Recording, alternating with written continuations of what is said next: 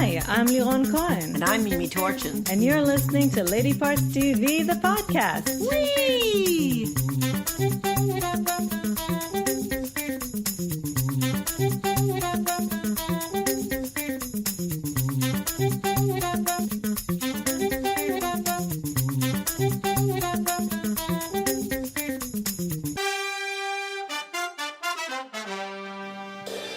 Hi, everybody. Hello. And Greetings and welcome. salutations. Welcome to another podcast from Lady Parts, and happy holidays. Happy holidays. Merry whatever it is that you're celebrating. And we're back. We're sorry that we missed last week, but the good news is we have double the stats. Yes, and they're good. Yeah, so we tallied the 45 primetime shows, and we have 24 writers, which is 53%, and 25 directors, which is 55%. I think that's pretty Go good. girls. Yeah, I kind of feel like it's partly our. Oh, of course. Oh, yeah, thanks to us. Anyway,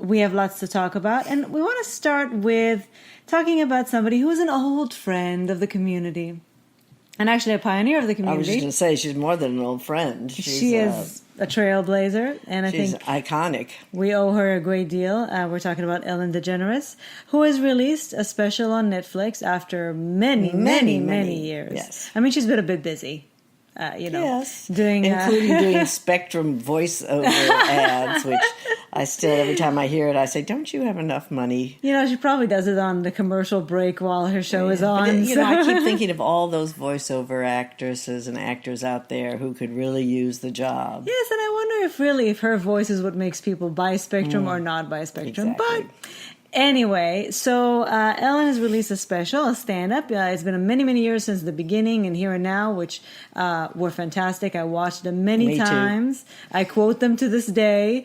I can't say the name Nancy without starting to laugh. I know you don't get it. I don't get that. No. Does any of you? Anyway, and she's released her special is called Relatable, and quite a bit of it is about whether or not she's still relatable after being a billionaire and a multimillionaire and a star, and she makes quite a bit of fun of it. And of herself, turning it on of the herself. stigma. But I have to say though, she's not as relatable. no, I'm afraid she's not. I mean, I'm thinking back to those specials that I watched and rewatched because really they were so great. And again, I quote them to this day. And this I finished watching. We laughed. Yeah. Not to the same extent that I laughed there at were the some other very one. funny gags, but She was removed. She was cold. Yes, and that's She the way I was- felt she about was her kinda for a long defensive. time. Very defensive, kind of angry. And I don't blame her I mean... Really? Well... No, not in general, but I'm saying I can see why she makes the argument that she is constantly under the microscope. She can't not be kind in public because it immediately Because is a at the end of story. her show, she always says, be kind to one Well, another. and because she has the burden of representation. She was the first out lesbian on television, big lesbian, and everybody was looking her way to see, okay, to test the waters. Will she make it? Will she not? And she took all the beating, and she opened the doors to a lot of other people who came after her. And I think that she is tired of being the nice lesbian. The lesbian who always has to be nice so that lesbians have a good name. Well, I somehow feel she's not as nice as she appears, and I've felt Maybe. that way about her for a long time. It's almost heresy to say that about Ellen, but I feel a lot of defensiveness coming out of her, and I think at this point she's been repaid for what she had to go through. It's not like she had to claw her way back for years and years and years and years. She started a talk show, and the next thing you knew, she was successful. Yes, and has been she's successful for 15 or 16 years, and now she does game shows, and she does things on HGTV, and she does, the woman never stops. Right. Rest. Yeah. Enjoy, well, I think she's planning on doing enjoy that the right now. bounties of your hard work. Yeah, I think she's planning to do that now. But anyway, I was a bit disappointed. I mean, I can't say that I was disappointed because honestly I didn't expect anything, but she's not as relatable as long as she brought it up. Yep. And she never lets you forget it all the way through. And it has nothing to do with her money. No. Nothing to do with her money. It has to do with just her attitude. Her attitude. What she projects. But we would love to hear what you thought about it, since Absolutely. we assume many of you watched it, so do let us know. And now on to an entirely different track. This is a series called Blood. It's on Acorn TV starting December 17th, 6 episodes. Creator and writer Sophie Petzel, and all of the episodes were directed by Lisa Mulcahy and Hannah Quinn. Right. So it's very, very... female oriented. It's Irish. Very Irish. Very, very Irish. And it takes place in a small village not too far from Dublin. And it stars with a lot of other people, Carolina Main and Adrian Dunbar. And Adrian Dunbar, quite frankly, is the only person that I had ever seen before. I think Carolina Main, people might know she was in The White Princess, and she did a few other things that people might know. But the whole cast was wonderful. It was very believable, small town village in Ireland.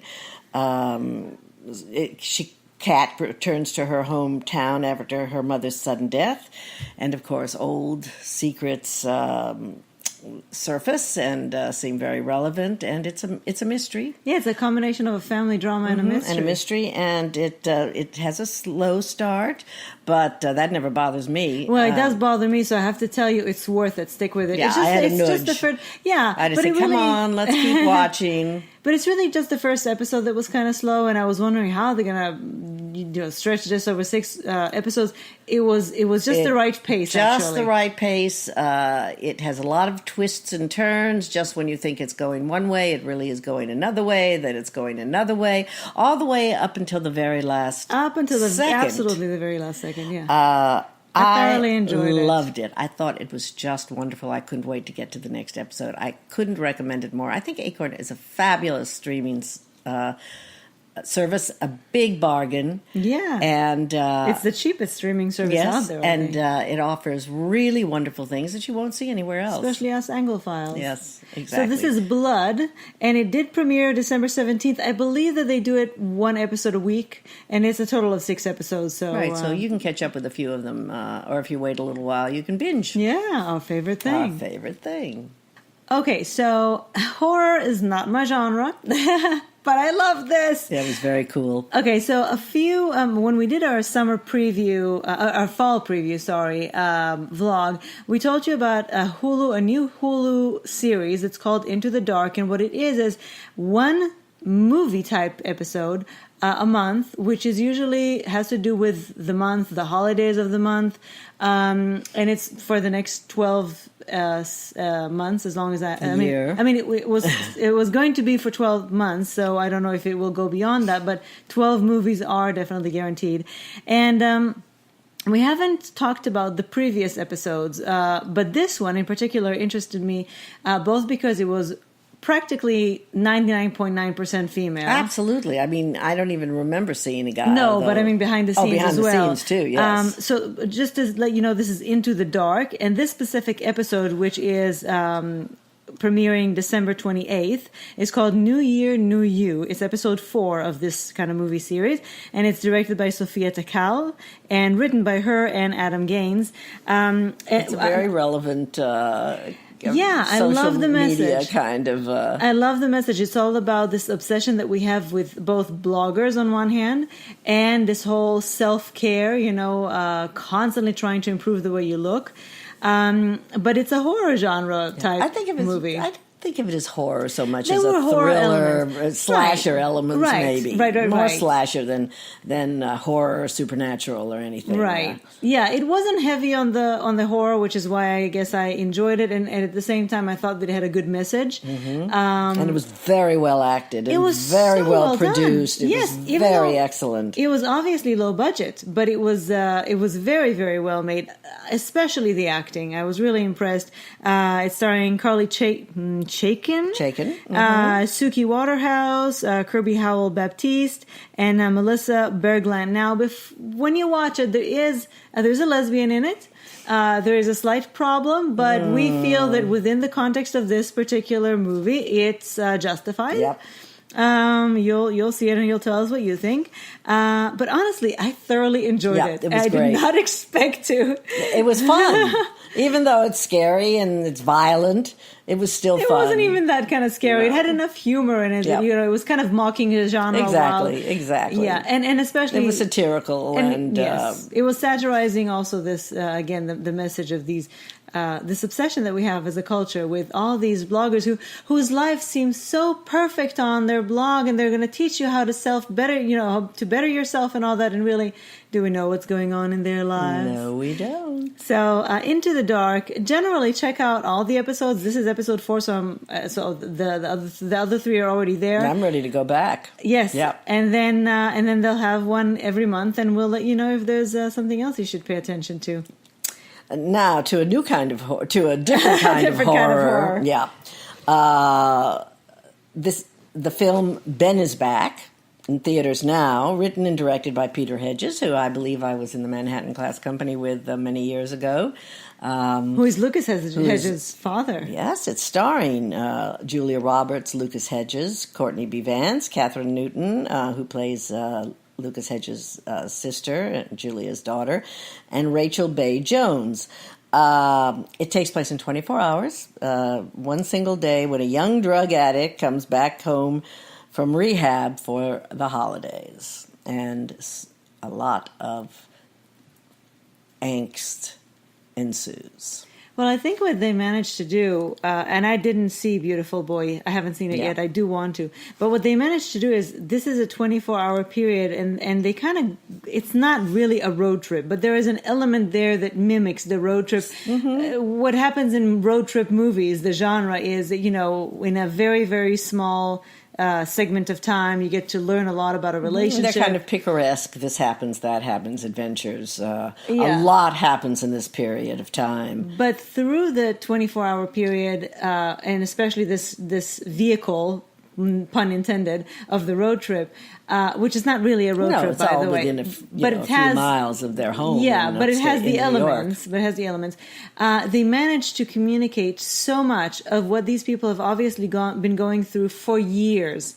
The anxiety, the desperation, the frustration, the ups, the downs of addiction. Right, and A Beautiful Boy takes a long time to do this. You see, gets better, he goes back on drugs. He gets better, it gets worse, he goes back on drugs. He gets better, it gets worse, he goes back on drugs. It reminds me of the Get. cycle of what? Get, the Israeli movie where she tries to get a divorce. Yeah, right. trying to get a divorce in Israel, which is hard because you have to go through the religious institution, and she has to go back and try to convince them, and then they send her home with assignments to try to heal the relationship. Anyway, it goes back and forth, and at the end of it, you're like, enough already. And the whole point is for you to feel what they're feeling, exactly. Or even a minuscule. This 24-hour period this one day accomplishes everything that A Beautiful Boy takes days and weeks and months and years to accomplish. Except he does it with Julia Roberts. Oh, it's Julia Roberts. Julia Roberts is so wonderful. Both she and Peter Hedges are Lucas Hedges, are at the top of their games. I mean, for Lucas Hedges, that's not saying that much. He's a very good a young actor. I think this is his finest performance. He never stops working. And for Julia, I mean, she is the Earth Mother of the world. Well, and she keeps bringing out different flavors. She's just when you look at her wonderful. Career and everything she's done. Yes, she's run a very big she's range. She's a fine actress. I'm not sure that by this point in her life she is given credit. Yeah. For her to have these two very different but very intense projects this year, Homecoming and this movie Ben is Back. Mothers are superheroes, as you can see in this. And truly, when we were voting for Women's Film Critics Circle, and we had to vote for a female action hero, I was considering putting Julia Roberts. Right. Because really, mothers, what they do for their kids is more than a superhero, I think. And you really see it in this, how, with all the despair, to just never lose hope and never give up on your child. and it's a quite devastating stunning film. movie. But It's also very funny. It also has there's a lot of moments humor. of humor, and I didn't feel there's a little bit of balance in it, so you don't feel like you're being pushed underground with a rock. I really didn't. I enjoyed watching it. I wanted to see where it was going.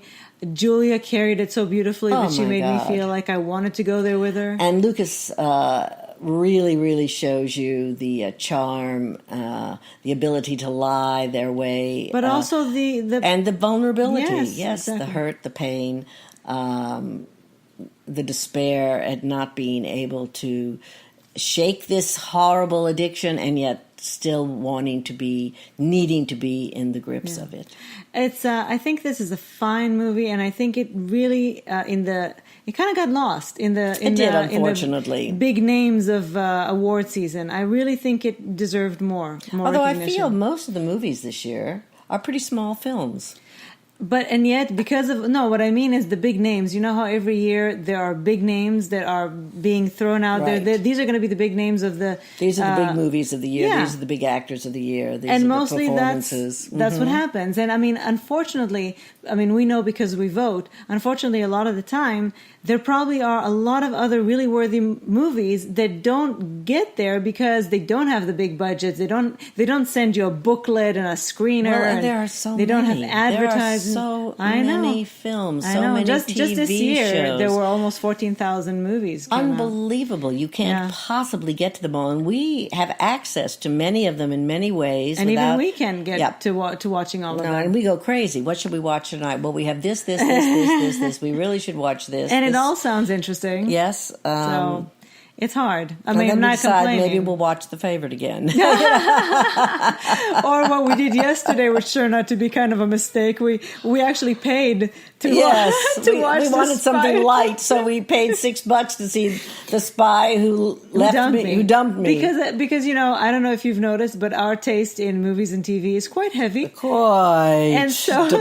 And so the huge amount of movies that we had waiting for us was all really serious stuff, and we just felt like a no-brainer. And this was really a no-brainer. This was about 2 brain cells worth of. But Kate McKinnon was just hilarious. I mean, really.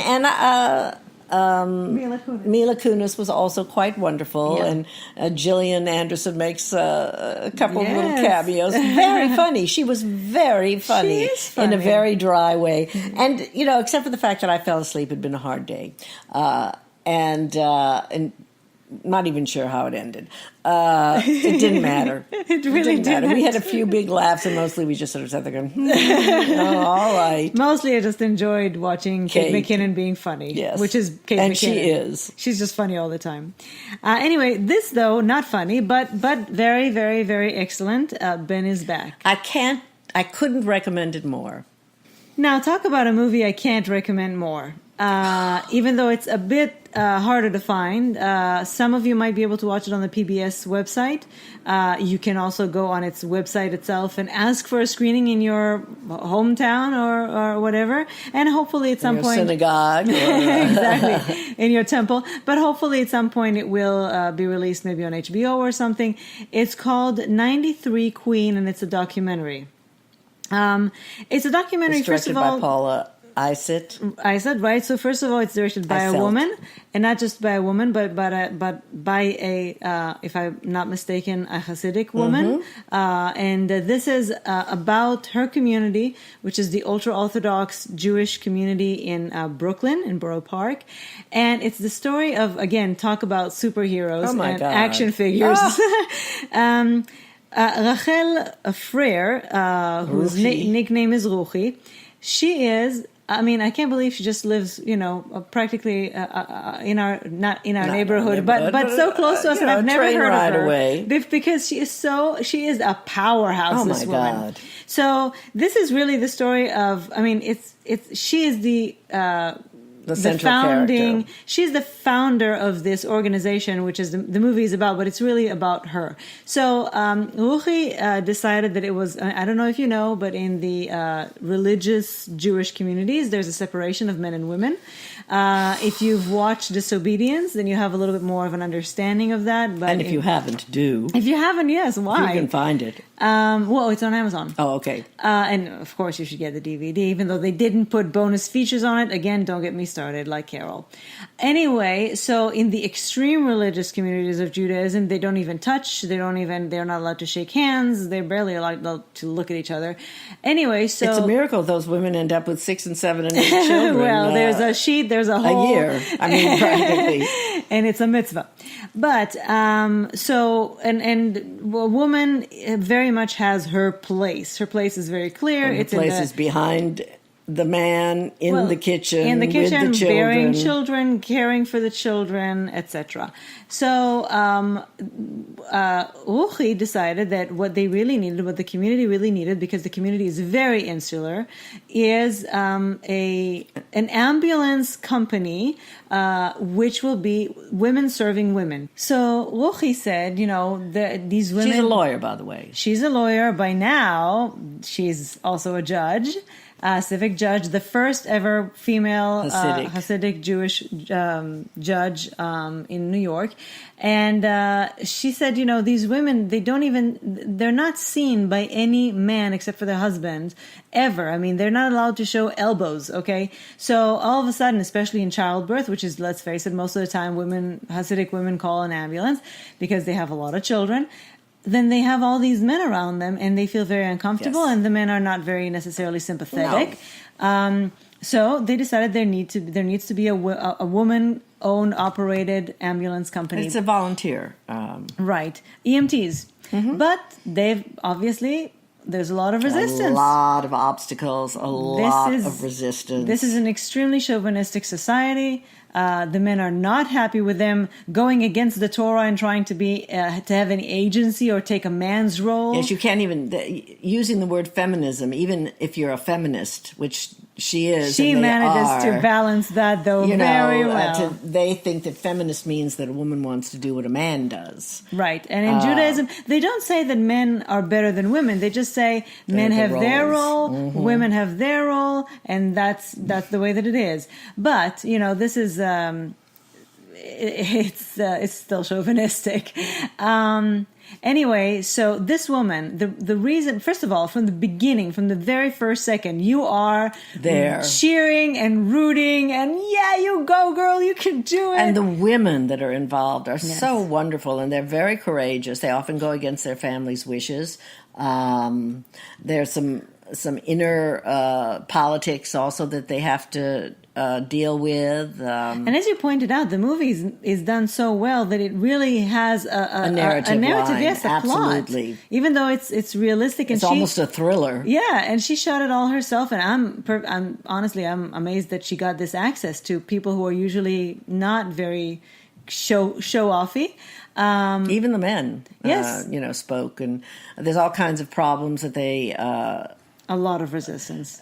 Even to the point where suppliers of equipment first will work with them, and then obviously the men come to them and say, if you want to continue working with us, and then they back out. It's very difficult. It's a fantastic movie. It really is. And I love her because, to me, she manages to both be a feminist and be a religious woman at the same time. She does all of the rituals. She has her 6 children. She's also a lawyer. She's a good wife. And she manages to make the two meet. She manages to, in her mind, in her life, and she lives. She is an example, she manages to combine the two and say, I don't have to choose. I can be a faith, a woman of faith who loves God and does everything that the Torah says to do, and still be a woman with a brain and the ability to follow my dreams and fulfill myself. Fortunately for her, she has a very loving, supportive husband. Yes, yeah, which is not the case in many of these instances. Right, but I think she's extremely inspiring.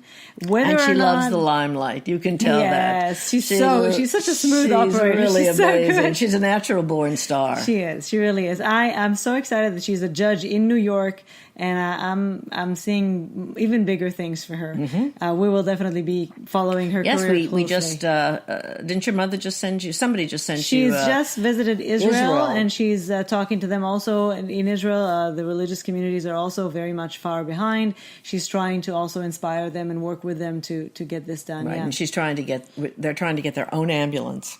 Yes, and they're facing actually, a lot of difficulties. With this. They're asking for signatures on a petition to get their own ambulance. Yes, it's really it's the kind of story you don't ever think about. No, and you don't ever see. It's fantastic. 93 Queen.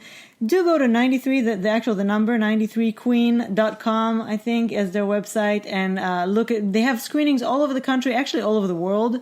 You might find that there's a screening close to you, and check out PBS. You will also. love this film, and you will learn a lot about, again, a community you don't know very much about, and women who just ooze courage and intelligence and I just love in them. many ways you'll realize how lucky you are, and in many ways you'll wish that you could have the Ruchi in your life. Exactly.